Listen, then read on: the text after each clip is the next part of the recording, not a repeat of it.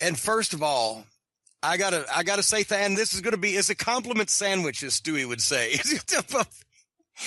I had a great time. We're gonna talk about it, but fuck, I felt like a special ed student, or like I was deaf, or like I just had turds in my mouth. Because especially, up in Newcastle, from what I now know, they have a different accent that is notoriously hard, apparently, for the other people in England to understand. So I was in the elevator with some people and or just past some people on the street that I know that I was staring at them like with my mouth hanging open, like, please help me, slow down, form more words, anything. I felt like it was awkward for me. I felt socially awkward. It was some people I've shied away from because I was like, fuck. England is now the hotbed of professional wrestling in the world, I guess. And it's amazing. I have been following out of the corner of my ear, but to go over there and see this, What Culture Pro Wrestling is who I went for. And they did 2 events while I was over there. I was part of. One of them drew 1,000 plus. It was sold out in advance, like a week or 2 in advance, the pay-per-view, but the building only seated about 1,000. But the live taping that Saturday night drew 2,600 people. And that was in Manchester. And Progress Wrestling is apparently drawing big from what I understand.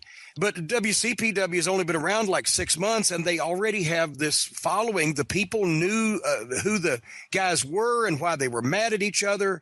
They knew the chants they do with the ring announcer and with some of the guys. So it was like literally you had spent a long time establishing something like this, and they've done it fairly quickly. And then JR and I, the night before the pay-per-view in London for Inside the Ropes, and Kenny McIntosh sold out to 500-seat place to see us. There weren't any seats left. So it's fucking huge over there right now. And the local guys, it's not just they're flying Americans in, they're bringing stars in because they can afford them, but they are making their own stars, and they're using a lot of local talent over there now. Yeah, on the topic of TNA, the last time TNA looked good on TV was when they went to England because they had full houses. The fans were reacting to everything. For the last several years, it's been the hot market, and they are now turning out really great talent. Zack Sabre Jr., Will Ospreay, several other people, but great talents now coming out of England. And it seems like there's the hot show all the time now. Well, and they did. Kurt Angle made a couple of his rare wrestling appearances, and the first match, I got a kick out of it because, and the people actually that have been listening to the experience since the beginning heard me talk about this guy 3 years ago, Joe Hendry, who's from Scotland, and he actually is a pretty good amateur wrestler. He's wanted to go to the Commonwealth Games, but he was just a rookie then, and he's the one who beat me in the burger eating contest in Glasgow. Me, him, and Grado. And Grado unfortunately suffered a reversal of fortune. But Joe Hendry beat me in the burger eating contest, this giant 3-pound fucking burger. And I told him then, I said, boy, you're a freak of nature. And he's a good-looking kid, and he's in shape and well-spoken. Well, 3 years later, I go back. He's in the main event at the pay-per-view against Kurt Angle. And his finish, actually, the fall away slam, is now the freak of nature. So I felt pride, like my little boy has grown up and gone to college. But he had a great match, and he's really gotten popular. They did some nice videos on him to build this thing. And then Kurt and Cody Rhodes had a great match in Manchester at that show, and it was really emotional. And Cody had done a live show himself the night before there, and that was a turnaway. Joseph Connors, who's having a heck of a little rivalry with Joe Hendry for the WCPW Heavyweight Championship, they had a good match. So Minoru Suzuki was there. You saw my tweet. He said he was going to stretch your ass. And Martin, yes. I didn't see the tweet. No. I had a picture of me with my arm around Minoru Suzuki at the train station, and I tagged you on a Great Brian Last. Suzuki-san says he's going to stretch your ass. Well, maybe that's why I didn't see it, because apparently I did get notice from several people that you were tagging a different Brian Last in several of your posts. What? Yeah, it wasn't at Great Brian Last. It was some other guy. Oh, goddamn. Well, okay. Remember what? It was Stacy doing it on her phone. because I don't have that smartphone gimmick. And secondly, apparently some guy in the world named Brian Last now thinks this fucking Japanese shooter wants to beat the fuck out of him. Yeah. So that's even better. Some guy who has no knowledge of wrestling just got a tweet of this Japanese guy with his crazy hairdo, and it says, "This man's going to stretch your ass." Well, anyway, and like I said, Martin Kirby's over, and that Adam Blampier, he worked with the What Culture website, but he actually genuinely tickled me with a heel manager promo the night of the pay-per-view. He did a good job and got shit kicked out of him on that instance. And anyway, and Adam Pacitti, the general manager, he's been a public figure on the show, and he's kind of a babyface. He's the general manager of the company. And that night he came and he's got a thing going with Martin Kirby, and he just came out of the crowd and shoved Kirby off the ropes when he was about to hit his big elbow for the first time ever. Anyway, it surprised me because I didn't know the finish of the match, which Jared, I don't like to know the finishes. We get genuine reactions. It sure did, because I saw this guy in the corner of my eye shove the guy off the fucking rope and didn't see who the fuck it was or what. And I said, "What the fuck?" on the broadcast. So that was, I don't know if they cleaned that up for subsequent. Anyway, but no, they had a great promotion there. All the young undercard guys worked really hard and probably did too much before the main events. Didn't execute it as well maybe as the main event talent would have, but that's universal and that's going to happen these days. I don't think it was malicious, but they've really got some good talent they're turning out over there. And I enjoyed myself at the shows immensely because locker rooms are universal. You can be in a locker room and be pretty much, but there are some things, Brian, that I have to take the United Kingdom folks to task on about the rest of my trip. What happened? There are no ice machines in the fucking hotel. When you go to get a soft drink over there, they will not give you ice. If you ask for it, they will begrudgingly put a cube of ice in a drink. They don't have ice in the drinks at McDonald's. They don't have ice in the drinks at restaurants. They don't have ice in the drinks in the fucking hotels unless you ask for it to be that way. And there are no ice machines in the hotel, so you can get your own ice and keep your own drinks cool in the room. So therefore, I was drinking room temperature fucking Sprite Zero every morning when I'd get up, because you have to go to the bar and ask for it, and they'll give you a bucket of ice, right? But that melts overnight. Obviously, while you're asleep, the ice is melting because it's in a fucking bucket. And so you wake up in the morning and you got room temperature shit.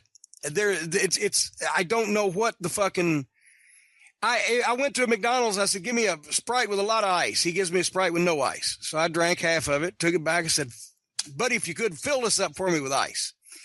He went and got this scoop the size of a fucking Coke spoon and fucking scooped up about 3 or 4 cubes and plopped it in this giant cup and handed it back to me with a smile on his face, like he was so happy that he'd frozen me. I was going to be a goddamn cryogenics fucking patient from this ice. I don't understand. Can somebody in the cult? I was asking around over there. I didn't really hear a lot of good excuses for this. And also, when you have to walk down the 3rd floor hallway and get in the elevator and go down 3 floors and walk through the lobby to see if the bar is open to get ice, that also takes their employees away from doing things such as serving drinks that you're charging for. For fuck's sake. Here's another thing. There's no plugs in the bathrooms. There are no electrical outlets in the hotel room bathrooms in this fucking country. Hair dryers, fucking electric toothbrush, whatever the fuck you want to plug in for Stace, there's 4 tools that go into just the hair preparation. You can't plug them in the bathroom. You're staying at the wrong places. I've been to London. No, these are fucking Hiltons. You know what? Next time you go over there, insist that they put you up in my hotel, the Landmark on Marrowbone Road in London. They'll take care of you. Trust me. One room I went into, we had to stick the fucking room key in the fucking card slots before we could turn the lights on. So we spent 10 minutes trying to turn the lights on and determined to call the front desk and said, "Oh, your power's out. The fucking the fuses have blown. The circuit breakers are tripped. Nothing works in the whole room." They said, "Stick the card in the thing." Everything came on. There's 2 ounces of water in the bottom of all of the toilets.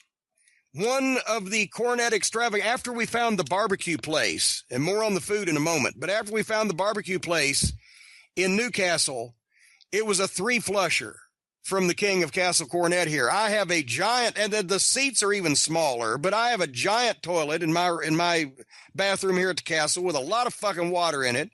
So when I flush one of those fucking possums, they go down. There was 2 ounces of water in the bottom of all the toilets, and it fucking, okay.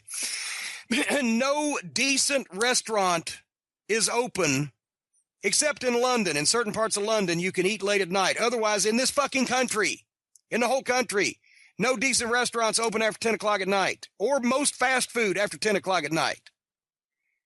I literally, from Manchester to find an open McDonald's, we left and we drove through Manchester, or wherever the fuck I was going. I was on a different side of the road, so I couldn't really tell. And then we got on the highway and we passed one service plaza. Everything's closed. 2 service plazas, everything's closed. It took a 3-hour drive all the way back to Newcastle on a Saturday night to find a 24-hour McDonald's anywhere in between the place I left and the place that I was almost going to eat 2:45 in the morning to eat. And nothing's open. And then we went to a kebab place. The Prince of Punjab was the name of this place. I ain't kidding. And I thought kebabs were meat stuck on a stick, right? Well, it was some type of questionable Dalmatian meat with a creamy white sperm-looking dressing on a roofing shingle. And then we also had, Stace had, she likes curry, right? They gave her the curry, and it was dirty, nappy curry with a side of shame at this place. I can't believe we lived through it. Because everything in this town, and we had this Uber driver driving us up one main street of the city and down another, and every restaurant was fucking closed except for these takeaway kebab places. I had a very different experience in London. I'm just telling you, I was dying. Whenever I would find, we had the Big Mussel in Newcastle is some of the best seafood I've had. It was tremendous. The giant prawns and oh my gosh, that was great. So what I would do is I would binge eat on the theory that after 10 o'clock at night, I didn't know whether I was going to get a chance to get food again until the next day or not. And even though I will say this, and this is a byproduct, actually, it's not their fault. It's a byproduct of them actually being paid a fair wage over there because they don't have fucking Republicans sticking them at $7.25 an hour or whatever. That shit's expensive, even with the pound as low as it's been against the dollar in 40 years or whatever. It's worth like $1.22 or whatever when I last checked. And still, I did the math on a Five Guys bacon cheeseburger, $13.50. Wow. Yeah. And I'm just saying there's certain things I was glad to be back home to. Also, cars the size of roller skates over there. And I understand why now, because I did the math on their gas between $6 and $7 a gallon.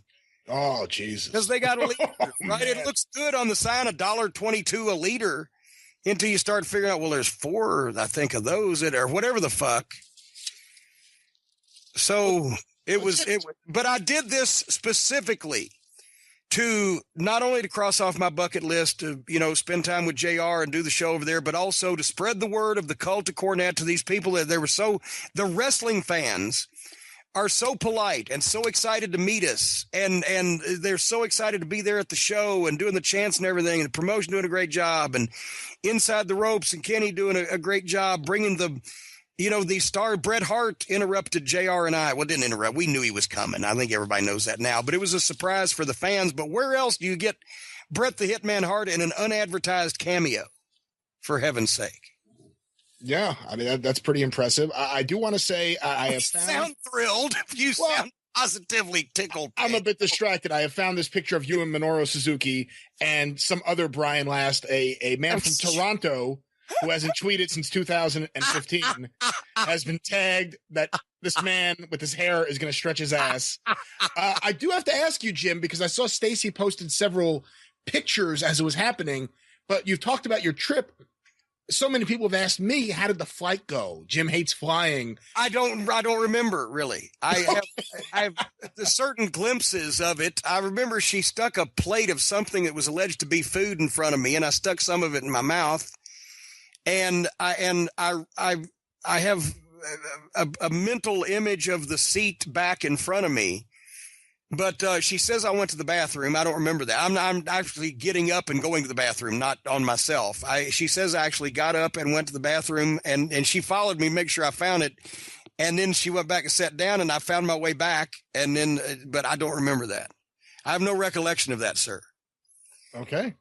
And that's the way I like it. And actually, on the way back, it wasn't so bad because I was so relieved. The first thing we did when we got back in Atlanta was we went across the street to the Burger Theory at the Holiday Inn at the Atlanta airport. It had this big sloppy double cheeseburger. Oh my God. And some American made chicken wings and Sprite cold with ice just overflowing the glass. And then I went to sleep and got up the next day and I was fine. But going over there because we lost the time of blah, blah, blah, blah, blah.